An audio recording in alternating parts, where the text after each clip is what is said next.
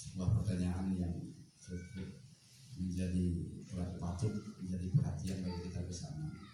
Bagaimana kita bisa mewariskan silet kepada generasi muda, khususnya Minangkabau. Sementara di luar sana silet berkembang pesat. Saya secara pribadi hal inilah yang memancing saya memberikan spirit untuk melakukan penelusuran panjang. Bahkan saya sendiri pernah melakukan penelitian perbandingan antara orang-orang yang hanya belajar. Jadi saya pernah melakukan survei di Jakarta dan Bandung, menanya 100 orang perantau di bawah tahun 80 dan membandingkan perantau 100 orang di atas tahun 2000.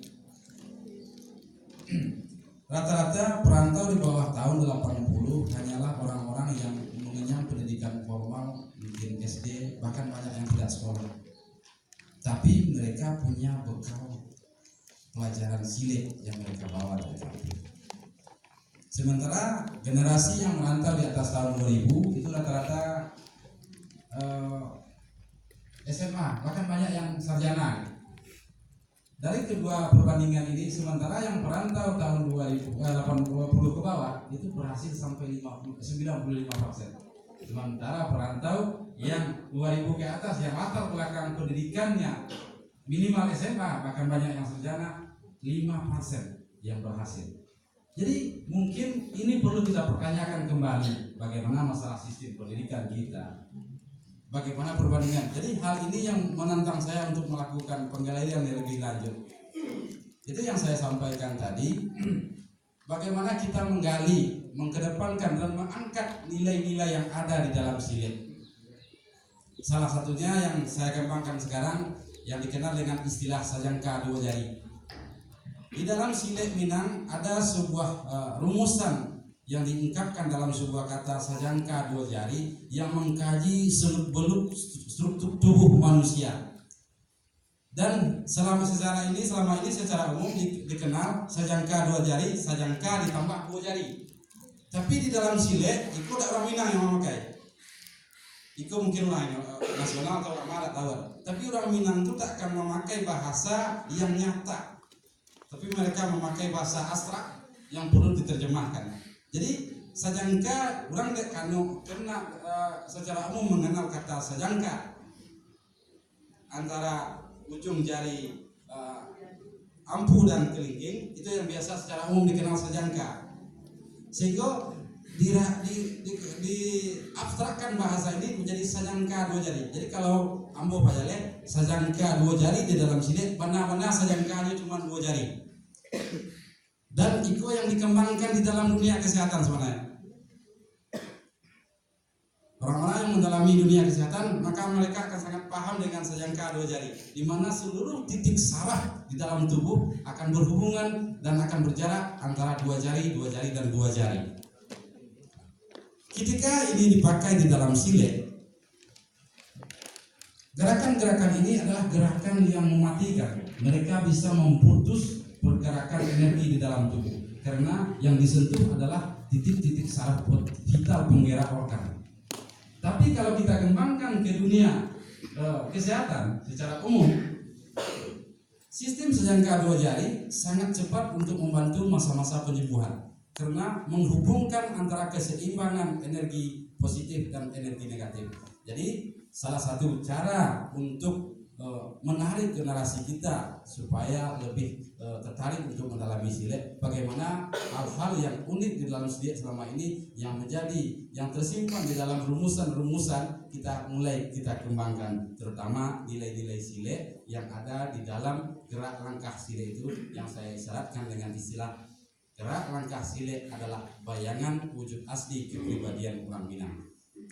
Jadi salah satu cara kita mengangkat supaya menarik generasi muda untuk mendalami silet. Yang kedua, masalah tambo tadi dari saudara Febrizal, kesepakatan tentang penemuan atau tulisan-tulisan yang mengatakan orang yang pertama kali menciptakan sile adalah Datuk Suri Dirajo. Jadi seperti apa yang dibicarakan oleh baik Ibu Kadis sebelumnya maupun Bapak Wali Kota, Minangkabau itu yang menjadi budaya yang luar biasa itu adalah sastra. Jadi ketika kita mencoba memahami tentang sastra di Minangkabau, diberi sebuah rumusan atau rangkaian yang dikenal dengan ungkapan filsafat danga katonyo simak bunyinya. Sebelum kita mampu mendangakato secara lebih dalam, maka kita tidak akan pernah mampu menerjemahkan atau mengartikan apa yang dimaksud yang sesungguhnya. Sebab bahasa di Minangkabau kalau secara umum didengar kadang-kadang aneh. Kalau orang aja ketik rancak, dia butuh apa jalan. Jadi Pak, kita tidak akan pernah mampu menerjemahkan secara teks, secara rinci, tapi pahami konteks yang lebih besar sehingga kita mampu melihat lebih jelas. Jadi kata Datuk Suri Dirajo harus kalau ingin dipakaikan secara dan ingin diakui secara tekstual, maka kata itu harus diartikan kata demi kata. Datuk Suri Dirajo, apa yang dikatakan Datuk, apa yang dimaksud dengan Suri dan apa itu Rajo, maka dari situ dulu baru kita bisa menyimpulkan yang sebenarnya yang disyaratkan oleh Datuk Suri Dirajo itu sendiri. Jadi mungkin itu perlu pendalaman secara umum dan kita minta kepada lembaga terkait, mungkin orang-orang akademisi termasuk pemerintah dapat menata ini lebih lanjut. Dan alhamdulillah seperti apa yang disampaikan oleh Bapak moderator tadi, bagaimana di acara pembukaan Dinas Kebudayaan ya, oleh yang di Ibu Kadis yang telah meluncurkan sebuah buku ensiklopedia Sile yang mudah-mudahan ini dapat menjadi awal gerakan apa yang kita inginkan ke depan. Nah, termasuk masalah harimau campo, kucing siam. Jadi kalau kita melihat ini dalam kata arti tekstual, maka ini akan jadi kacau. Jadi untuk menyelesaikan sebuah persoalan, pepatah mengatakan kalau karu hayi demaro jadi kaulunya adoko tapi yang naruntuh atau gajah menyebarang. Kalau kita sibuk hanya membersihkan muara, maka persoalan tak akan pernah selesai. Maka kita harus kembali kepada titik awalnya untuk menyelesaikan, dan itu adalah Tambo. Tambo bukan sekedar berbicara tentang sejarah peradaban, tapi bicara tentang sebuah lingkaran yang sangat besar. Asal-usul kalau dikaji di dalam Tambo Lamo, sapi belahan tiga jurai. Ini bukan, jangan dipandang kata-kata ini sebagai kata dalam arti tekstual. Maka kita akan mengerti sama soal lembara balun masolawi secempak jalo tanah darek baru leleba dan timbul gunung Merapi. Seorang ilmuwan dari Itali, kamu tak kenal, sebelum ada 26 mengumumkan tentang teori Big Bang.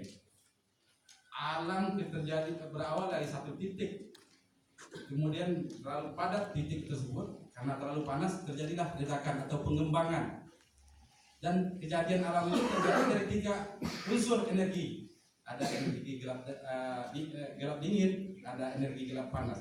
Jadi di Isar Tambo tadi, lawi secempak jalo, tanah darek baru leleba, nanti timbul gunung Merapi. Jadi itu adalah sebuah rumusan-rumusan yang menjadi teka-teki dia untuk diteliti lebih dalam. Yang selanjutnya yang Pak Juniardi.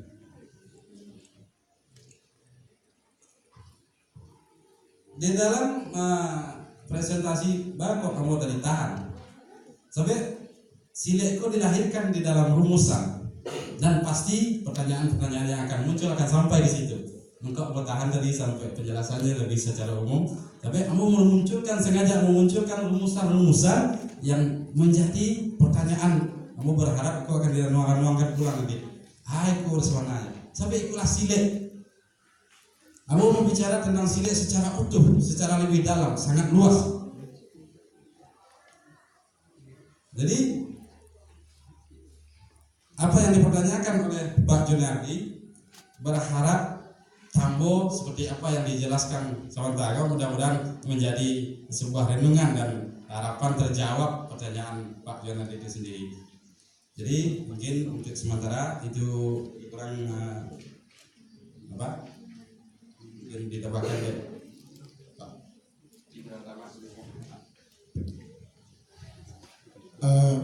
Yang berkaitan dengan poin presentasi saya mungkin tidak ada dari 3 orang ini. Kalau masalah Tambo itu memang Buya pakarnya itu. Dari bukunya, dari buku Buya itu saya sudah habis baca buku Buya itu, banyak menyinggung masalah Tambo. Gitu. Tapi mungkin saya boleh sharing sedikit dengan Ibu Ellen ini. Saya dulu waktu sekolah tamat SD itu saya di IMS Kaitanam. Kalau di IMS Kaitanam ini Bu Nanti langsung jantungnya berdebar-debar karena dia ada hubungan emosional dengan IMS Kaitanam, sama dengan saya. Di IMS Kaitanam itu sekolah asrama, dan kemudian di sana itu ada kegiatan pencak itu, pancak itu.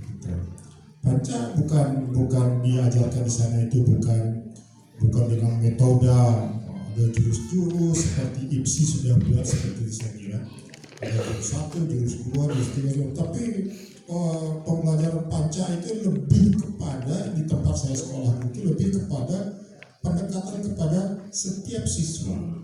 Jadi karakter siswa itu dia pelajari oleh si guru panca, dan kemudian si guru itu mengajarkan langkah-langkah yang sesuai dengan karakter si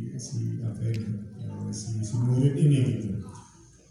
Sekolah yang kedua adalah kakek saya mendirikan sekolah agama di Parangpanjang, namanya Madrasah Irsadinas MIN, kebenakan MIN. Di sekolah MIN itu dulu juga kakek saya juga mendatangkan guru panca dari kampung, dan kemudian dia mengajarkan itu, dan tidak pakai metode seperti kita belajar di sekolah sekarang ini. Jadi yang paling penting itu adalah kegiatannya berjalan terus gitu. Nah saya sebenarnya ada suatu angan-angan, semalam saya sudah sampaikan, tadi pun saya sampaikan juga kepada Buya, saya kok seperti ada mimpi Solo ini menjadi kota silet gitu. Artinya menjadi kota silet, hampir di seluruh RT, hampir di seluruh mungkin di seluruh sekolah-sekolah itu ada kegiatan-kegiatan pancak itu sendiri, baik dalam bentuk tari pencak, tarian silat, maupun dari pencak itu sendiri, yang tadi seperti harapan Pak Wali Kota itu kepada guru-guru pancak yang ini janganlah disimpan-simpan, jangan dibawa mati katanya. Ajarkan kepada anak-anak kita itu. Tetapi mungkin mengajarkan kepada anak itu juga perlu seleksi juga, diselektif juga. Tidak semua anak-anak itu minat dengan hal-hal yang tradisi itu. Dia lebih goyang-goyang itu break dance kalau dulu, di sekarang mungkin seperti itu. Tapi pasti ada 1-2 anak yang tiba-tiba dia ada minat, ada panggilan hatinya itu. Nah, andaikan ini bisa berkembang, bisa berjalan, saya percaya 1-2 orang anak nanti ketika dia sudah besar, dia akan teringat. Seperti saya sekarang ini, sudah tua seperti ini, saya teringat kepada guru saya yang menjadikan saya sampai seperti ini. Pertama adalah guru kelas 1 SD yang mengajarkan saya mengerti tulis baca. Yang kedua adalah ada seorang guru di kelas 3, dia mengajak saya untuk menari. Dan itulah saya pertama kali menari, namanya Ibu Nur Sehan. Dulu pernah di kota Solo, Kabupaten Solo, dia mengajar SD gitu. Ibu Nur Sehan. Itu saya selalu ingat, sangat besar jasanya itu. Sudah setua ini saya ingat kembali memori saya kepada saya menari dulu karena Ibu Nur Sehan ini gitu. Jadi guru-guru yang hanya guru mengajar di SD, SMP, SMA itu mungkin ada kegiatan ekstrakurikuler, ekstra apa gitu. Biasa saja, bikin saja kegiatan-kegiatan itu. Dan saya percaya 1-2 anak nanti ada yang memegang mendapatkan kesempatan itu. Jadi bagaimana sih dapat masuk ke dunia pendidikan? tergantung daripada kreativitas gurunya. Tapi kalau misalnya diharapkan ada kurikulum dari ada undang-undangnya dulu ya, kalau sudah dibuat jadinya kaku lagi gitu, kaku kemudian tidak jalan juga gitu. Jadi lebih kepada pendekatan hati. Itu yang saya terima ketika saya sekolah dulu di MSP Tanam. Saya kira gitu Bu, mudah-mudahan terjawab. Terima kasih. Assalamualaikum. Terima kasih Buya, terima kasih Bapak Indra Utama. Itulah sama-sama kita